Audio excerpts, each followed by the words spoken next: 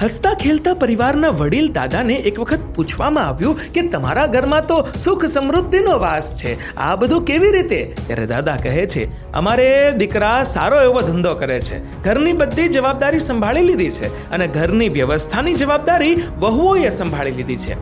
અમે બંને પતિ પત્ની સુખેથી જીવન ગુજારીએ છીએ.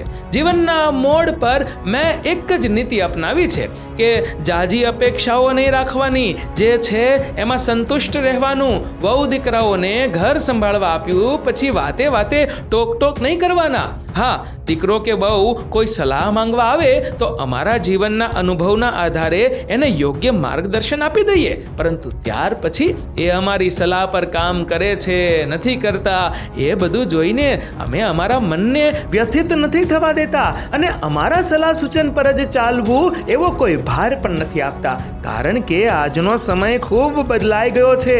અમે અમારા સમયમાં જે નિર્ણયો લીધા એ કદાચ આજના સમયમાં ન પણ ચાલે.